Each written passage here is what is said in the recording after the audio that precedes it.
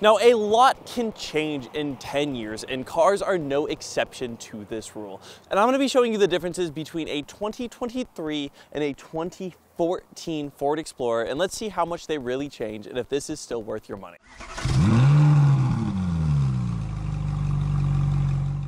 Now, this one obviously is going to be the 2014 Explorer. We have the base one here to show you the absolute minimum, and we're going to compare that to almost the exact minimum for the 2023 model. But the first thing we're going to point out is this engine is going to be a 3.5 liter V6. It's pretty decent for this vehicle. It's held up pretty well over time. I mean, this one's 10 years old as 2024 has just come around the corner. But honestly, driving it felt pretty good. It felt like it was still reliable. There was a little bit of noise coming from it, but that's to be expected with 120,000 miles in 10 years. Overall, though, I do think it's held up pretty good. Let's talk about some of the looks of this car. Now, coming to the front of the Explorer is honestly not going to be that much different if you compare this one to the one of today. There's a few things with the grille that will look a little bit sharper. Some of the design aspects, like the headlights, might be a little smaller. But right here, you do have just the older version. It looks a little bit older, it looks a little bit dated, but it doesn't look bad in my opinion. And just like that, we have arrived back in 2024 with a 2023 Ford Explorer, which I personally think looks a lot better up front. You can look at it up here and see that the headlights are in fact a little bit narrower. They look a lot better in my opinion, as well as this grille kind of stands out and just holds its own a little bit better than it used to. The old one looked a little bit flat and uninteresting. This one's a little bit better in that regard. Underneath the hood, you do have a change in engines. This is going to be a 2.3 liter inline 4 engine, which honestly is something that I think doesn't really hold the same candle as the previous V6 that was in the older model. I feel like this one takes a little bit more to get going, and it doesn't feel as good to drive, which is honestly shocking. You feel like with age, the vehicle should be driving a little bit better, but hey, you save a little bit on fuel, so I mean, that's cool. But overall, I just think that the front of the Explorer does look better, even though I would prefer the old engine. A V6 engine might be available in some of the other Explorer options, but we were trying to look at the lowest level. This one, I will put a disclaimer right now, is an XLT. We did not have a base on standby to directly compare, so we're not going to go too hard into that. But I do think the original had a worse looking front, but a better engine, and this one looks better, but has a little bit worse of an engine. Now onto the back of the 2014 Explorer, there are a few things that I do like to point out that I think are a little bit outdated and a little bit frustrating to deal with. First of all, it's going to be this trunk. This trunk right here cannot open that high, and as someone who's a little bit taller, it's kind of irritating putting stuff into the back of the trunk here. It just makes life a little bit harder for no reason. On top of that, you do have a third row, which you can clearly see here, which is going to be able to fold over. The process of folding it over is definitely going to be a little bit older and outdated. I personally think it's one of the weaker parts about the older model. Overall, I don't think it's that bad of a cargo space, but I definitely do see that there's room for improvement, and hopefully the next model actually improved on that. Let's take a look at the inside, and you're going to see some drastic changes. Now onto the back of the Explorer. The newer generation has done a few things that I really do like, and I think are great creature comforts to have, such as having a little bit extra storage space in the back, as well as a cover, making it feel a little bit better in my personal opinion. On top of that, instead of having the 3 separate pulleys, now you only have one. Pops it down, puts it down quite easily. This one is going to be a 6-seater instead of a 7-seater. This one is missing the middle seat in the second row, giving it the captain's chair, which isn't going to be that crazy, but it is something I would like to point out. But overall, the ease of getting this one down is definitely going to push past the old model, as it's just one pull, push, and it's really easy. I personally think that this is one of the better improvements for it, as well as I can stand to show that this one is a little bit higher than the last one. That's just a minute detail, but overall, I think the back here is definitely 100% an improvement. Let's go on to the inside now and see if it's worth the upgrade on the inside. Now on the interior, you're going to see a few things that are going to be outdated, but that is to be expected in a car of this age.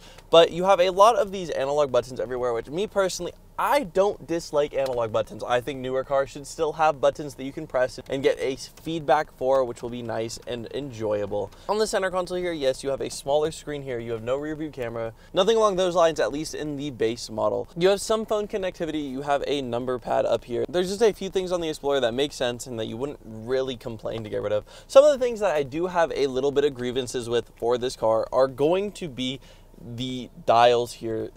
They are just not the best feeling dials I've ever seen in my entire life. Overall, the interior of this car has held up pretty decently. You can tell it's a little bit dated, but that's okay because it still gets the job done. It's practical and it's not terrible. The one big complaint I have for the inside here is I know it's a base, but a lot of the materials do feel a lot worse. Some of the things like these seats are just uncomfortable, like through in and throughout. I feel like this car is marketed to be like a family car. You can go on like road trips, you can do very long and, you know, demanding drives per se, but I just feel completely uncomfortable in the seat, and I haven't even been sitting it for that long. You have cheap materials here, which isn't going to be the biggest complaint. The biggest one is the seats and the comfortability there. Overall, I don't think the interior is going to make or break this car. I do think for the price point you can get one of these at, it's honestly not going to be that big of a purchase, but I do think the interior could have a little bit work, especially in the chair area. Now onto the inside of the Expedition, there's going to be a few things that have changed, and it's definitely something that you can take note of. Moving into a new decade with new technology is always going to be beneficial for the person who gets to use it, such as you get Sync 4 installed into the system. You get this tiny little screen here, which I don't think is fantastic, but hey, it's a little bit better than what we had. We're gone with the number pad, gone with the extra buttons over here. Good news is we still have some analog buttons in here, just not as much as the old one. It's basically just for your climate control down here, which isn't the worst. You can pull up the climate control menu up here, so it's a little bit of a mix of both touchscreen and analog. I personally think that the old button system is a little bit better. That's just me being biased, but the touchscreen is responsive and it's fantastic, and honestly, it's not anything to complain about. Moving on to the rest of the interior, the materials are still a little bit cheaper around. That's because we're in some of the lower models, but that's okay. But there is one thing I've noticed. There's a bit more soft touch material around, as well as it just kind of has a nicer look to it. I think some of the sleekness of the design coming through here with the little elevated dashboard is nice, as well as there's just some extra storage space hidden around. We do have the dial shifter here. Me personally, I'm not the biggest fan of the dial. You have push to start instead of your key entry. There's just a few modern changes that aren't going to be anything too crazy. Overall, it doesn't really look like there's much change. There's just a few improvements here on out. The one big thing though that I was griping on with the other Explorer has been changed. I think these seats are a lot comfier. The seats definitely have improved. I feel a little bit more comfy. It's a little bit more cushiony feeling. There's a lot more support. I feel like I can actually sit in this for a long road trip. So that's my big fix for this generation. It has to be the seats being a little bit better and some of the ease of creature comforts, but overall there's not that much different. Things improve with time and age makes us better is what people say, but overall I think the Explorer does improve, but I don't think it's necessarily completely better. I think the original 2014 model was built with a lot of care, and it definitely holds up to this day, feeling like a decent and honestly nice car to be in. I was shocked. 2014 is 10 years ago. I'm expecting something a lot worse, but Ford actually did a good job making sure that vehicle can stand the test of time. The newer one, by all means, is still nice. There are a lot more creature comforts and a lot more benefits to picking up one of these new if you can.